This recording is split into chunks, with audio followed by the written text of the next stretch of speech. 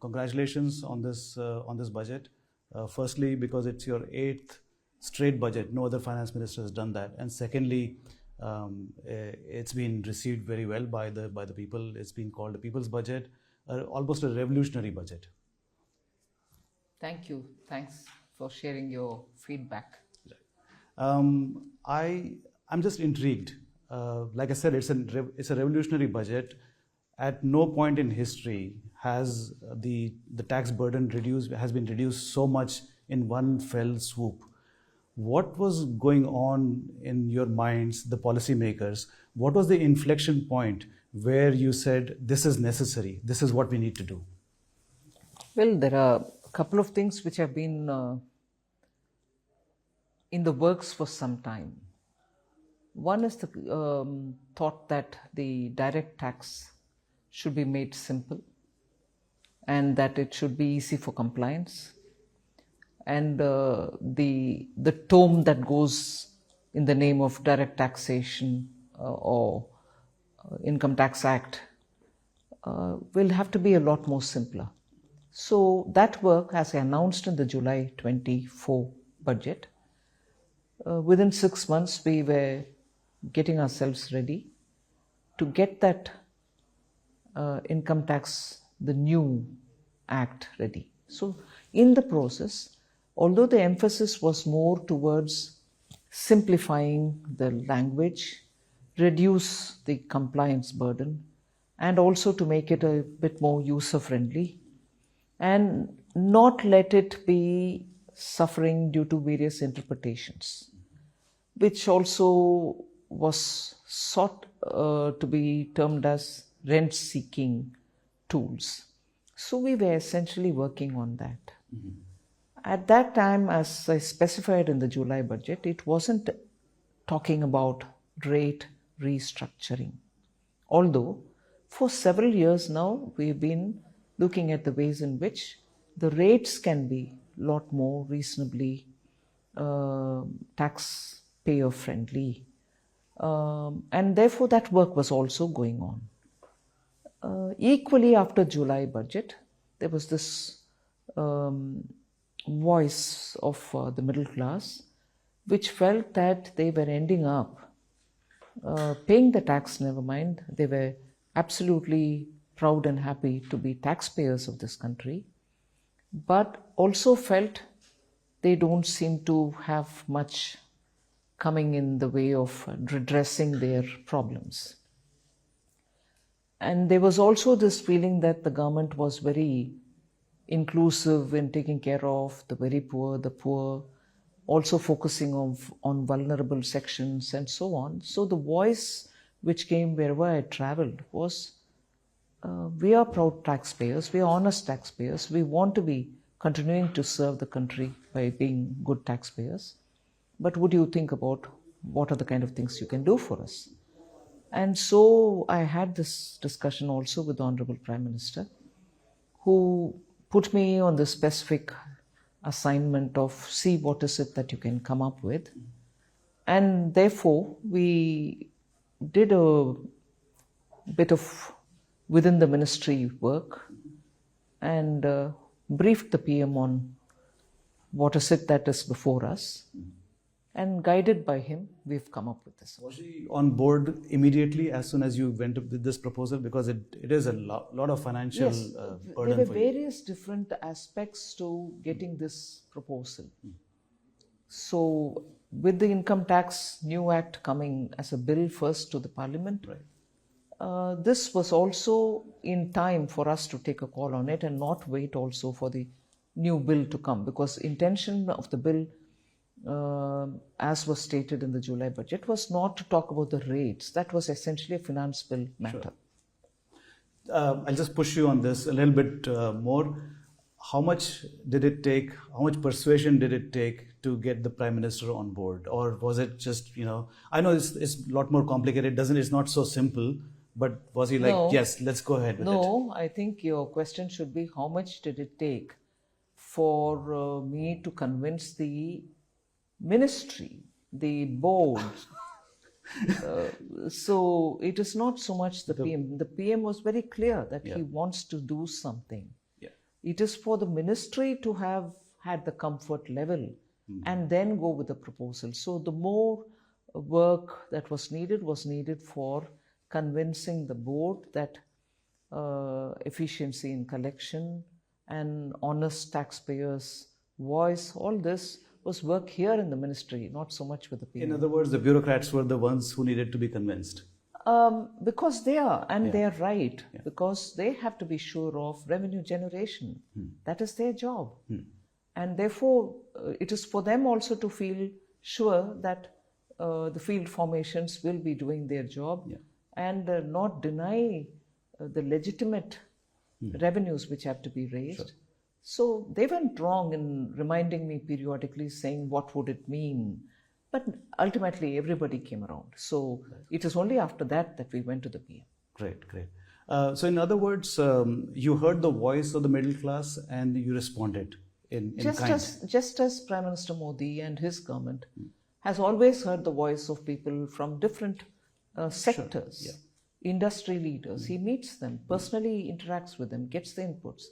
Just as he would also talk with the most deprived sections, or let's say the particularly vulnerable tribal groups, just as Rashtrapati ji was very keen on addressing their problems, Prime Minister also listens to all sections in the Northeast when he goes, or particular sections in the scheduled caste, among the scheduled caste, sitting and talking with them. So he does that. So it is a government, and I'm very happy to be a part of this government, which literally hears the voice and responds. It's not just all right, we've heard it, we can't. That is never the case. We should find a way is the case. Yeah. Is it just the beginning, you think?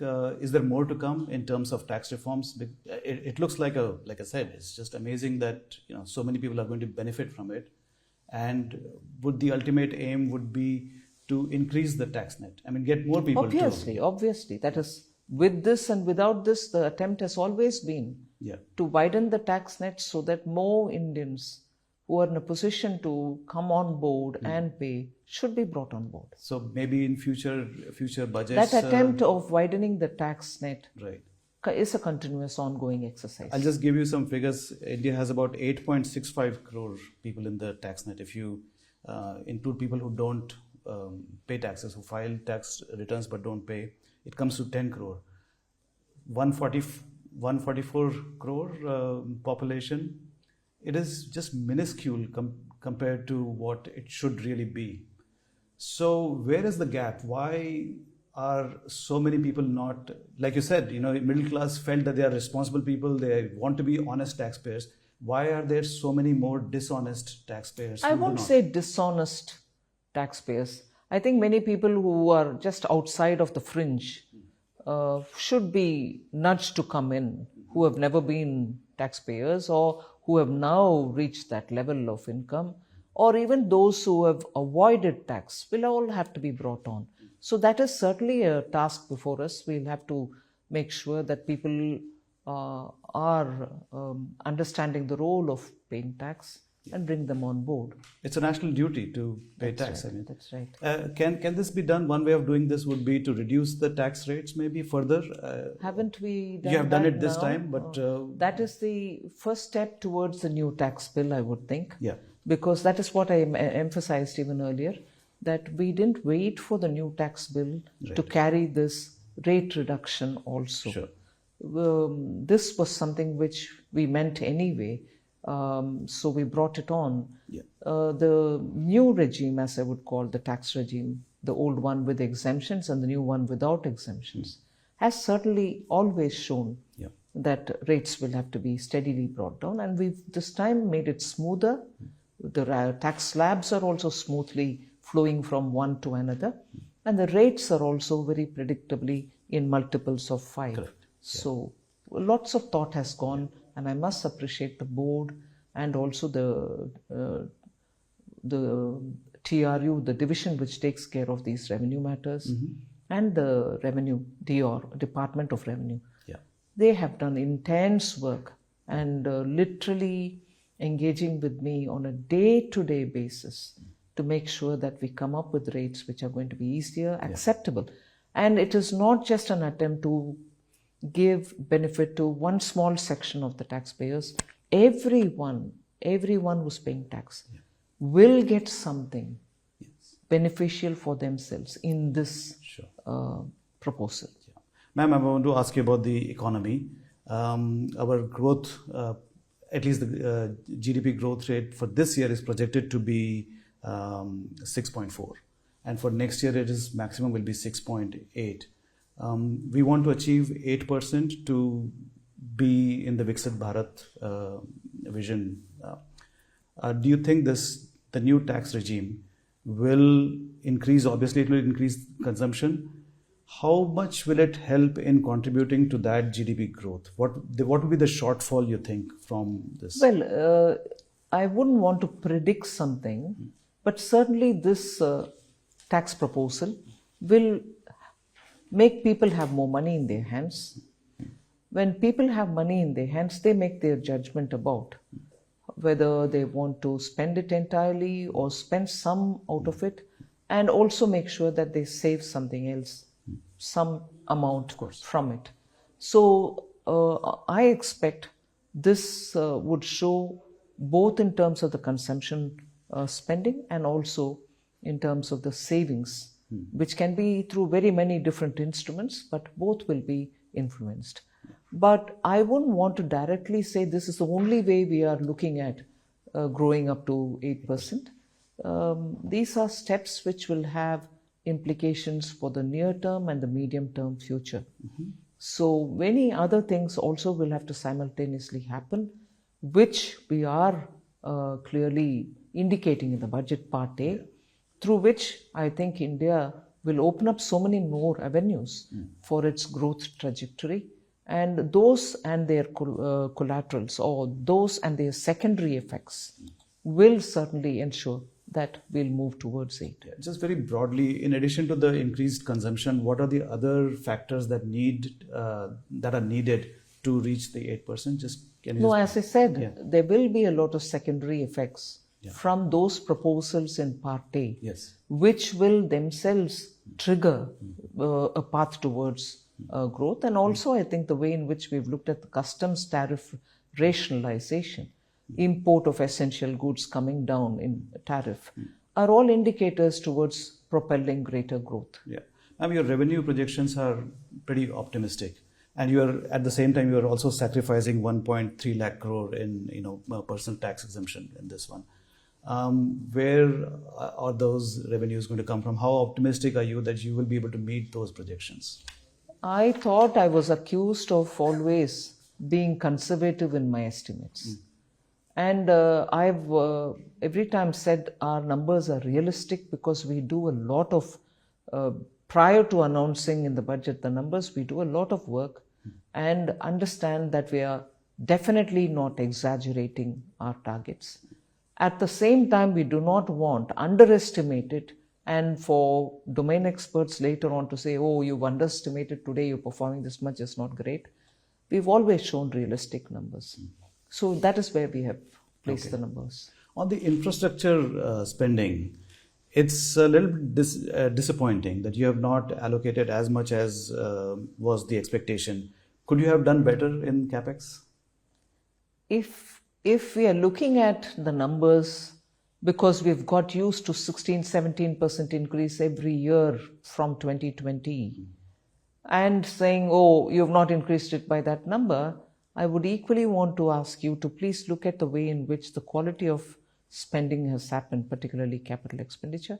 And I must appreciate the states which received the 50-year interest-free share of the money, which went from our side as capital expenditure for them.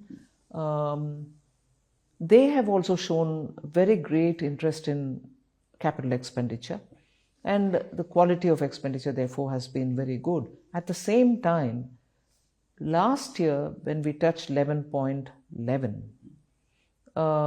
this year building on it, it is about 10.1 over the RE, which is far more realistic.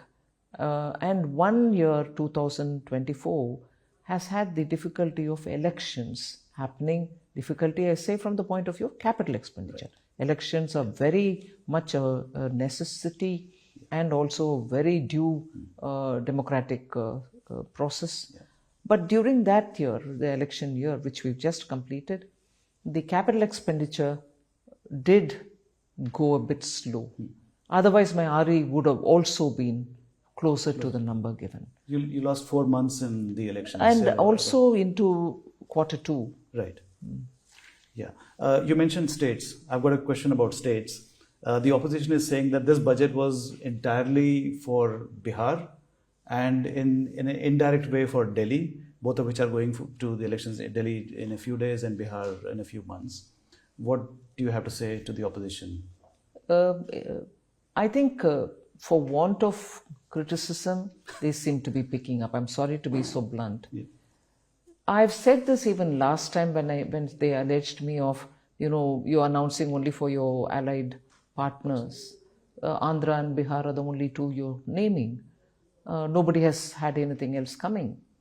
I think these are lame and lazy, quick way to look at the budget.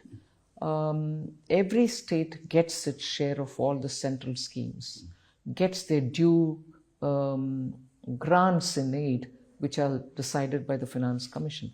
Every state gets a part of the due for the expressways, the freight corridors, the railways, the airports, and some big ticket seaports, which are also getting built.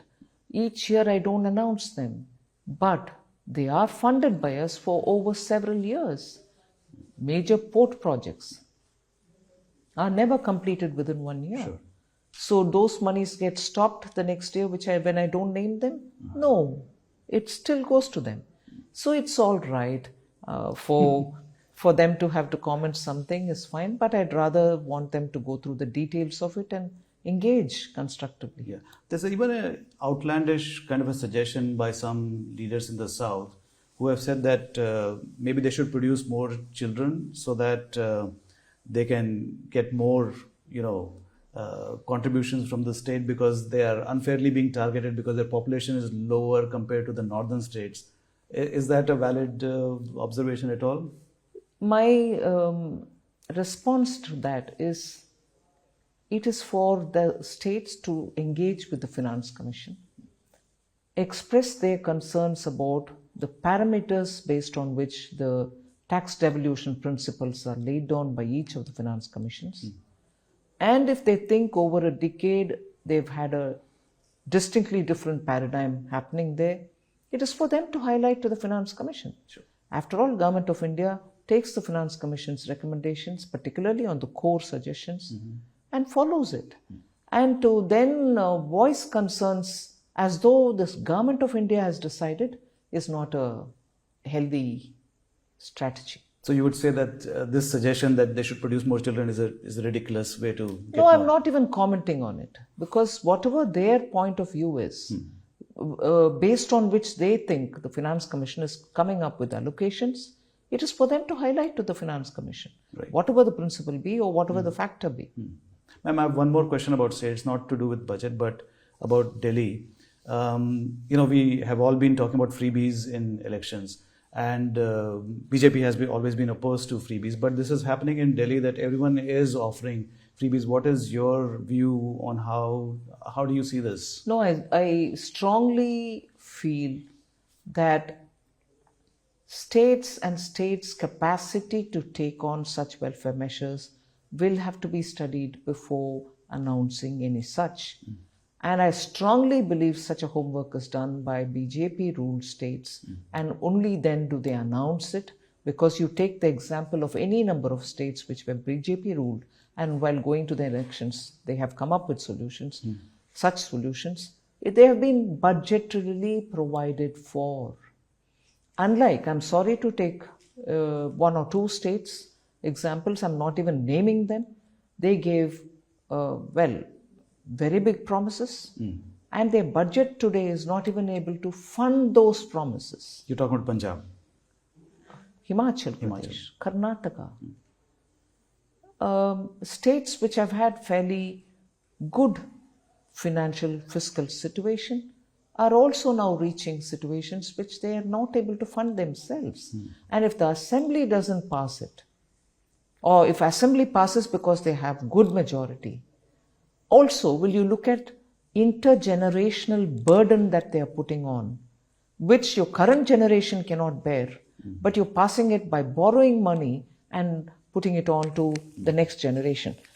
People immediately also say, oh, the central government's borrowing is also, yes, during COVID we borrowed big sums. But haven't we, in the last budget, which is July budget, very clearly showed an indication that we want to bring the debt to GDP down. And in this budget, I've given a framework for it to show how by 2030, we will bring India's GDP, debt to GDP down to close to 50%, plus minus 1%. And for which we have even given a good schedule to say how that is going to happen. Also understanding the position of fiscal deficit in that context. Yeah. Ma'am, let's go to the United States. Mr. Trump, the new president, has started almost a trade war with Canada and Mexico, China as well. He's imposed tariffs. Canada has retaliated, so has Mexico. Is India worried, or should it be worried that, because Mr. Trump has called India the tariff king. He said it openly. Should we be worried? Well, more than being worried, I would think I'm not worried. I am fairly looking at India's position, India's economy, particularly when we want India to be a manufacturing hub, India's economy when we have strength in our services sector, India's indigenous capability in terms of software, artificial intelligence, and STEM-based researches which are going on in India. So I would think that India's strengths will have to be kept in mind as much as working for removing the challenges for our own sake. High tariff, for instance, for particular sectors, which are, for instance, in the recent budget, we have also mentioned about the critical minerals sector. MSME, having high tariff is not going to help them, because even some of the products which are not available in India, they will have to import. And if they have to import, I don't gain anything by having a high tariff and stopping them from coming into India. Stopping them meaning those products. So I need to have a balance in the way in which India's interests, as regards production, as regards becoming a manufacturing hub, as regards the MSME and their capability, will have to be kept in mind. So I'm looking at it from those points. Okay. Still on the international arena, the rupee has depreciated almost 3% since last year. What do you think are the reasons for it? And it's it has become more of a political issue rather than an economic issue. It is always being raised as a political weapon to criticize the government, or vice versa. So what do you think are the reasons for it, and what impact would it have on the Indian economy apart from the imports becoming more expensive? Well, rupee's volatility, I've said this before, is against the dollar. Whereas rupee has behaved in a far more stable fashion against any other currency. I had said this earlier too, that if the dollar is strengthening and strengthening, the rupee's volatility will be noticeable. Yeah. RBI also has been looking at the ways in which that it will interfere in the market only to stabilize the rupee for avoiding huge volatility-based risks. So we are all closely watching this situation. But for those who don't get into the details of what causes the rupee's volatility and the depreciation, for those who don't get into the details, yes, it's a very quick argument they can put against the government saying, oh, you're not doing anything much about it. But in today's dollar strengthening environment, and with the new US administration, the rupee will have to be understood as its relationship as against the dollar, the fluctuation which comes as a result of that. So criticisms can come, but those criticisms will also have to go with a response that they should do a bit more study about it rather than quickly comment. So you're not too concerned? I'll be concerned, but I will not accept this criticism saying, oh, rupee is weakening. Our macroeconomic fundamentals are absolutely strong. Rupee wouldn't be stable against all other currencies if the fundamentals were weak. The inflation, it seems to have, moderated, slowed down in recent years, but the economy also has slowed down at the same time.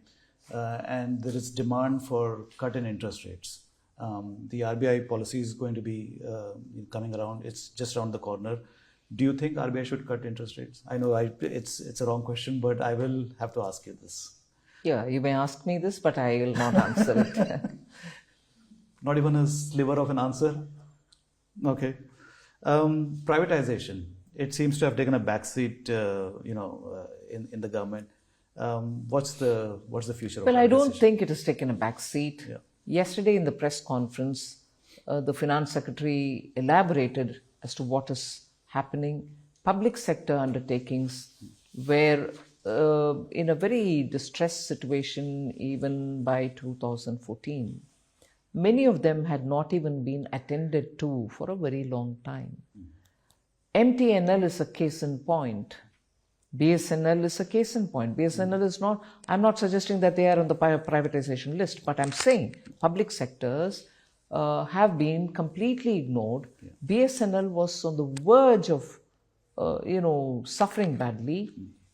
It is from 2014 that we've given support to the BSNL repeatedly, as a result of which today they are having their indigenously made 4G, which they are spreading. They also will soon get into 5G, is what I'm hearing from the minister. Yeah. So that is one example. But there are several other public sector undertakings who, in the meanwhile, for whatever reason, those which have cabinet approved decisions in favor of disinvestment, have also not been left by the wayside. Yeah. Their valuations have gone up. Today, those very public sector undertakings are doing extremely well because of professional management. So it is one thing to say no disinvestment is happening, but another, please recognize how the PSUs are performing now and their valuations going up. So the disinvestment program, I'm not saying has been kept in the wayside, but the various difficulties that we've had, whether it is COVID, a second wave, then came the war, the global markets and their absorption capacities were also severely under stress. Sure. So we will continue with our disinvestment program. Ma'am, AI is going to play a huge role in our futures, in our economy as well. What plans does the government have in allocating funds for AI? I know there's a big, of course, very recently the Prime Minister, Ashwini Vaishnav, made a big statement. What do you think? Well, July budget, we had announced formation of 3 centers of excellence for AI. They have been specific areas in which we've said these centers of excellence will work towards AI in agriculture, in health and in urban cities. Yeah. Now there's one more which is now been announced for education. So AI is very well being given the support, particularly with identified areas in which we want to extensively use it. Now, AI, as you know, is also something which we are encouraging towards skilling. We want people to be skilled to use AI. Yeah. So we have come up with a program earlier also, and even now in this budget, hub and spoke model in 5 different parts of the country, where it could be an MSME cluster, where we'll have a, let's say, a skilling center, where in the hub we will have overseas skilling schools which are very good. For example, if I were to say, I'll get Singapore to come to one of the clusters for particular areas in which Singapore is well known for training people, skilling people, for them to come and do a master trainers center in that hub, and also have certification provided under their name, to which will be very many more ITIs attached.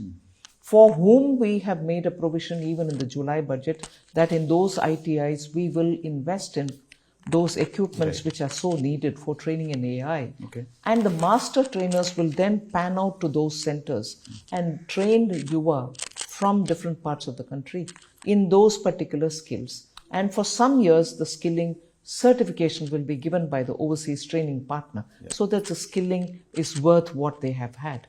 So in different parts of the country for different skill sets which are relevant for that particular cluster is something which is aimed at, and that is definitely going to also include training and skilling in AI. Got it. Now, you have given a very decent fiscal consolidation roadmap. It's very encouraging, but it hasn't really enthused Moody's. The ratings are still pretty low. Do you think we have done enough to deserve a rating I would upgrade? want you to ask this question differently. We can ask him. No, I'm not asking you to ask them. I'm asking you to ask me this question differently. What would be the question? Because your emphasis seems to be the very much the way in which, oh, what more? Excuse me. We have done enough. I'm saying, even in this kind of a challenging situation, having borrowed the amounts that we borrowed during COVID, facing all the global challenges, increased questions on, let us say, container movement, globalized supply chain problems, and also Red Sea problems. Despite all this, we have shown a commitment and following the commitment to the last word in as regards the fiscal deficit maintenance and the glide path that we should follow. We've not 1 year have we failed. Equally, to give a long-term perspective, we've even said that we will manage our debt in such a way that the debt to GDP ratio will be continuously followed, and that report which was submitted earlier on bringing the debt down, it was N.K. Singh committee, I think, debt coming down in relation to the GDP. We volunteered to say we'll manage our debt from the last year itself, we said that from now, so that it will come down to the level which was recommended by that committee. These are steps which many of the advanced nations themselves are not doing. I'm not comparing my size with any advanced country. But in terms of the principle, cutting down your debt to GDP, maintaining a fiscal deficit, these are relentlessly being followed, and here I will hasten to add, without any negative impact on social welfare schemes, education, or health, or even the public expenditure which is so necessary to trigger growth. The capital expenditure has not come down. But even with all this, we are following the two cardinal principles. To keep your fiscal deficit and also to borrow only for meaningful capital expenditure. Yeah, I think they are insisting on debt reduction from our side. I've given a map now. Yeah, great. I'm going to ask you a question which has got nothing to do with budget or economy or anything else. It's purely political. Would you like to talk a little bit about the prospects of the BJP in Tamil Nadu, which is going to elections later this year, end of this year? 26. Early 26. You're also being projected as a possible CM candidate for Tamil Nadu. Where is it coming? Nowhere. Somebody I'm doing told my me. job as finance minister.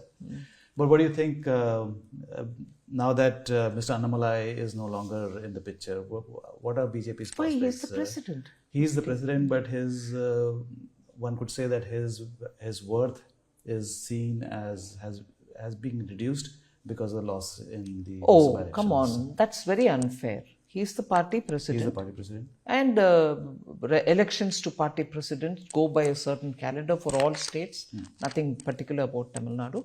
I think these speculations are not good for the party. And are you interested at all in regional politics, in going to the states? Well, I've been brought here by the party and I'm doing party's work. I do only what party says. I have no choice in this. Okay. Ma'am, before we wrap up, I would just like you to describe in a very few words, in 1 or 2 sentences, what this budget means for the people of India. I think the Prime Minister put it succinctly. He really put it succinctly. He said, call it people's It budget. is people's budget. It is the budget which the people wanted. It is the budget, as they say in democracy, I think it's Abraham Lincoln's words, it is a budget by the people, of the people, for the people. Great. Thank you very much, ma'am.